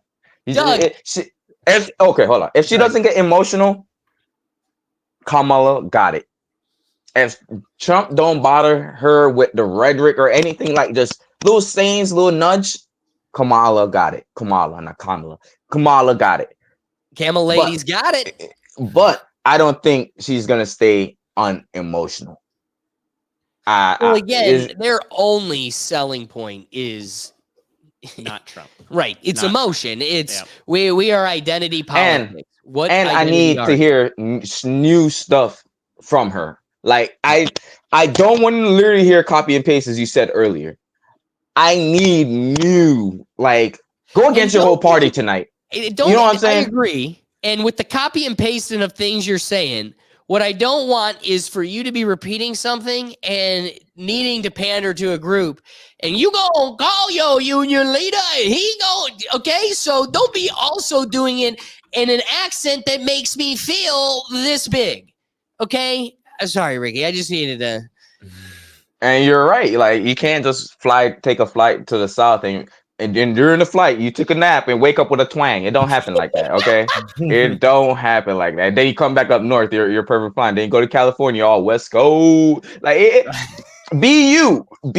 And I think that's what people is realizing. Like Trump is just being him. No matter what you can say, like throughout since he's been running, he's just been him. You say he can't like go back and apologize. Like, why should I go apologize to something if y'all want to do the research? You should just go do the research, get the context, get how I'm saying it. And if you like it or not, you like it or not. Like, the apologize for everything is not it. It's just gonna lead you down like a cancel. Like, you're gonna, if you apologize for one, you're gonna apologize for all.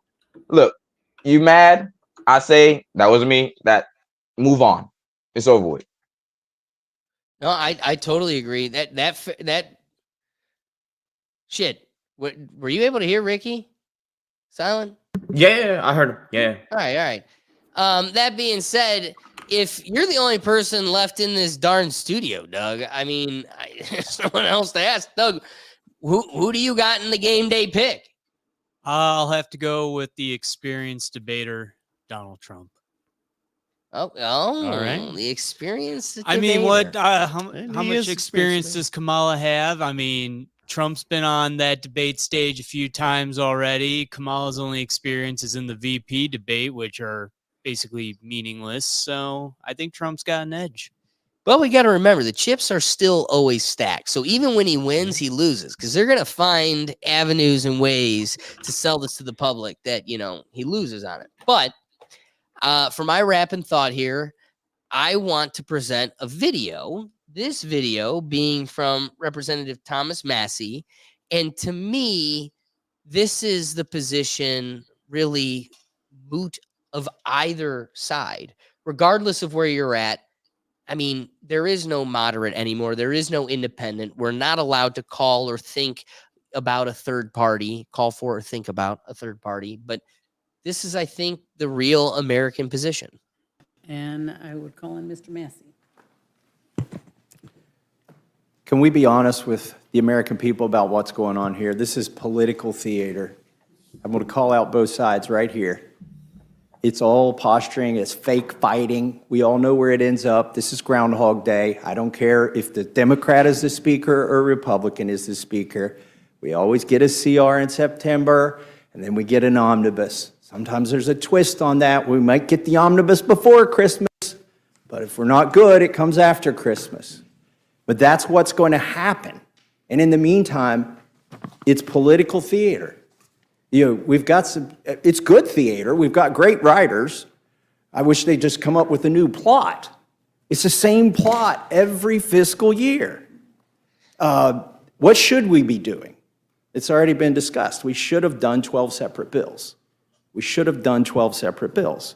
But again, whether Democrats are in control or Republicans are in control, we never do the 12 separate bills. Why do we always spend at least as much as we did last year, and why do we never cut spending? It's because Democrats want to grow the welfare state, and Republicans want to grow the military-industrial complex. And we're eventually going to get together, and they're both going to go up. I guarantee it.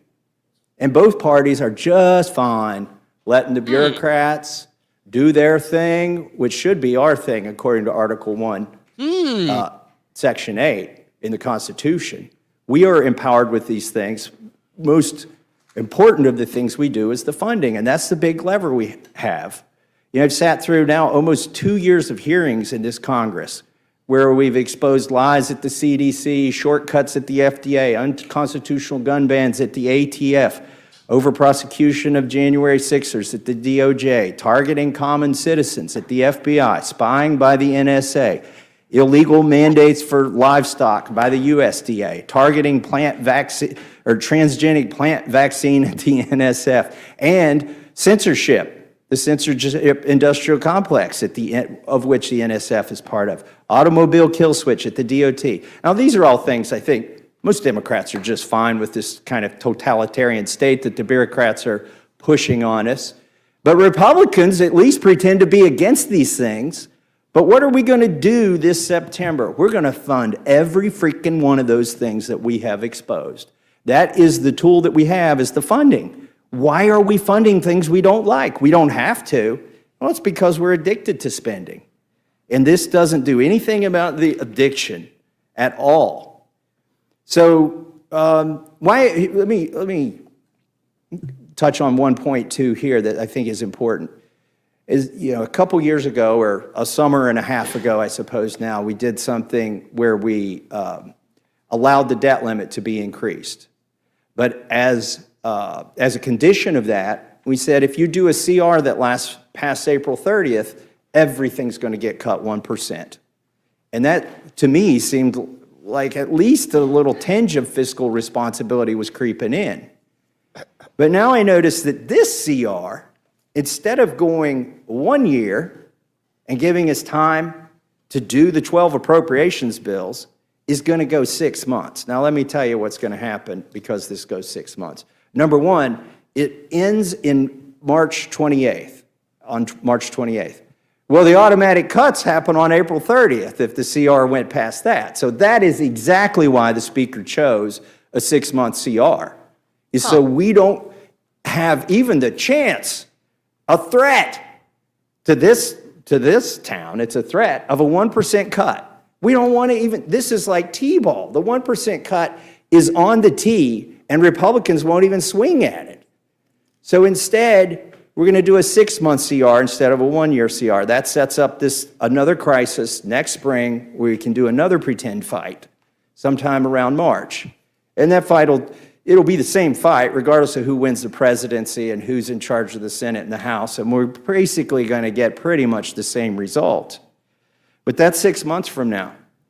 In the meantime, we can kick the can down the road. All of these things that we've exposed and all of these hearings are going to continue to get funded. Yeah. But wait, there's a bright, shiny object on this CR. I've never seen one of these. I have never seen a bright, shiny object attached to one of these must-pass bills. Oh, wait, no. It actually happens. There always is a bright, shiny object, a bauble, if you will. A little something to get excited about. This SAVE Act, it's going to save us all, right? And by the way, this is good political theater. I do like this part of it, that we're going to see almost every Democrat cast a vote so that illegals can vote in our elections. I mean, that's pretty clever on the part of our speaker to set that up, make you all take that vote. But here's what he's going to do after you take that vote. He's going to take it off. The bright, shiny object goes away. It's Lucy and the football again. And the American public is all revved up. Yeah, we're going to get to save it. We're going to save these elections. We're going to stop the illegals from voting. Really? How are you going to do that in like 6 weeks? I think they're already registered if they're going to vote. Some of them probably already voted. This SAVE Act ain't going to save anything. And particularly because it ain't ever going to become law. It's a false promise to get all the Republicans half pregnant. And then you're going to get fully pregnant by the end of September when you vote for this CR. That is not going to have this, I mean, I hate to break this to you. I mean, the Democrats already know this. I'm not telling you anything special. I hate to break it to the Republicans. You ain't getting the SAVE Act. It is not going to stay on this bill. Why? Because we're going to cave. We're going to cave. Is it a fight worth having? Absolutely, it's a fight worth having. Make those Democrats say they want illegals to vote. Make them take that vote as many times as you can. And then make them go to the ballot box in November. But that's what it is political theater, folks. We all know where it ends up. We've seen it. I've been here 12 years. I've seen it 12 times. I refuse to be a thespian in this failure theater. I refuse to be a thespian in this failure theater. And so here's why it's an important wrapping thought, because we have a whole dialogue about how we're ready to grab our popcorn and get a front row seat to the show today, and yet neither option is one that we want. And what's funny is, like, we think of it as, the metaphor is like we're watching a play, in a cobbled stone in Greece, and the city behind us is burning. And really, the only person that gets to have a vantage point in this whole conversation that should feel comfortable in the slightest as we laugh about I'm going to get Taco Bell before tonight's debate. Like, the only person that has that vantage point is Silent. Silent Destroyer, being somebody that isn't an American, gets to sit back and go, I'm watching you all watch a play as your city burns, and at least you got some chuckles. Oh, did he stumble over his words or get a good dig on her? Gene's gonna put everybody in jail. Put everyone in jail. Yeah, I'd put you in jail. It's like, oh, like that. Yeah, you all laugh as your whole infrastructure implodes. So to me, the only person that should have like a laughing vantage point tonight should be Silent. We should all be enraged that these are our only two options, none of them being which people we truly, truly want. And yet we call ourselves a representative republic, LOL. And yet also like nobody on the blue side. Like the most astonishing piece of this dialogue, they're both two halves of an idiot, but I can't help but continue to look at the blue team and be like, there is no thought. Like, I could look at people on the red team and be like, you were tricked. But I definitely look at the blue team and go, you're a moron. Why? Why do I use such harsh, true language? Because how can you have somebody like Dick Cheney demonized? He's a warmonger. Didn't you see Steve Carell and the gang in a good movie telling the truth about Dick Cheney? And then Dick Cheney comes out and goes, Donald Trump's a threat to democracy. You should vote for Kamala. And they're all like, oh, everybody should praise that neocon. He's a brilliant one. So to me, it's an astonishing reflection of like the lemming, where they let you think you had a voice in the primary. You voted for Bernie. They said, no, it's Hillary. And you still voted because you're a dum-dum head. But now they're not even letting you pretend to have a voice. Like before you pretended to have a voice, they were like, we didn't like what you said. We're picking it anyway. Now there is no primary. It's the dead guy. And then they're like, oh, shit. Turns out the dead guy's too dead. So we're going to have to go with the half-wit. And it totally disarmed your democracy. And yet it's still Darth Vader, the orange man bad, who I guess is the real threat to your democracy. I don't know. It just, to me, it seems to be no thought. Wrapping thoughts, Silent, from afar. Tell us. Yeah, I think, like I said earlier, I think Trump's got this. And as we touched on many times, it's very unfortunate that Kamala is the best person the DNC can present, and Trump is the best person that the RNC can present, And so we know it's not. So we know this whole thing's a sham. Right, exactly. And just looking at it from an outsider perspective, it's really unfortunate that the whole two-party system thing makes people go against each other when, just like the person said at the beginning of that video, there are both parts of just the same coin. One wants to just increase the welfare state. The other wants to increase the military-industrial complex. And eventually they're both just going to agree to do the same thing at the same time instead of like do this for 8 years and that for 8 years, Fair. Ricky, wrapping thoughts? That man sound like an American. Like, why can't more politician be like him? I don't know all his policies, what he ran on, but from what I just seen in that clip, I wish more politicians were like that. Get from behind y'all cloak, you know what I mean? And actually just be straight up. And you're not going to be 100 straight up because there's always something, you got to have secret, secret credentials to have. Okay, cool. But I don't think it's that hard to just be honest and run on what you practice. When you reach the point, do what you said you was going to do instead of fall in line with your colleagues before you. We need more independence, and more independence in America, man. That man is a true American to me. That sounds great. Like, everything he said sounds great. I don't know him. I don't know what state he represents, but I wish more politicians were like him. I can appreciate that. David, wrapping thoughts? Excited for Trump to get weird and for Kamala to cackle. So let's get ready to rumble. Let's get ready to rumble. It will be like the WWE because, again, it is just a fake show, and that's what's keeping us entertained. That's right. Can you click that over real quick? Yep. So, wrapping it up, I appreciate Ricky's point where, I do think Representative Thomas Massey is a true American. We know Kamala is going to come in and play on the emotion. She's playing the emotional card. And I like the points where you brought up where, she's going to say a whole lot of nothing because, again, they're selling nothing. The only thing they're selling is not Trump. And they're both terrible. And we know we don't have true choice here. That should be your focal point. For now, preservation, the third party option that would have kind of get us out of here. Once he kind of says, I got to bow out, we need to save ourselves. They're killing us from inside. They're eating our cats. They're eating our ducks. They're killing bald eagles and they're cooking them up. Like when the only thing that was going to make a statement and kind of shake up the bipartisan chokehold, when he kind of gets in line and says, this time we need to do this for preservation, we probably do. So it's going to be an interesting debate. So we're going to buckle up and enjoy that. But that all being said, guys, we go live each week. Let me bring in the guys so they can tell you where to find them. Silent, thanks for joining us as always. Silent, tell the folks where they can find you. I'm live every single day, kick.com/silentdestroyer. Hey, that's what's up. And Ricky, how about you? Oh, look for content popping soon, man. Content coming back. We're in that time. Y'all gonna be cozy, so we got the content for you. We outside on Sundays. Alex is gonna tell you all about that. I was outside, so we outside. Really was this time.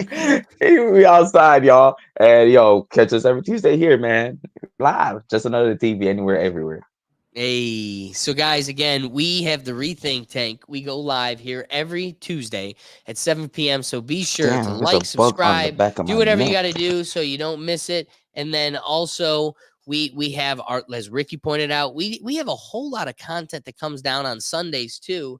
We have a Sunday live show that we used to be at 9 a.m. But I hope you noticed this week we're now at 11 a.m. going a little later because that's coming at you in tandem with another Sunday the Sunday Football Review. This new show has been a blast. And as a heartbroken Browns fan, we have a lot to break down next week. Yeah, we kind of were breaking the news with Tyreek getting pulled over. There was a whole lot of crazy stuff, and we haven't even scratched the surface. So, get a little inside edge for your fantasy team. Get prepped for all the Sunday games to follow, and join us at noon Eastern time. So we got the two shows, the Rethink Tank, the Reactions show at 11 a.m. and the Sunday Football Review. But like I said, guys, that's all found at one central place because there's so many different shows and contents, the podcasts and everything else. But you can find it all at one central place, and that's at our website at www.rethinktankpodcast.com. So thanks for joining us. We go live every week, and we'll catch you next week. Tune in, click on over. The debate starts now. Peace.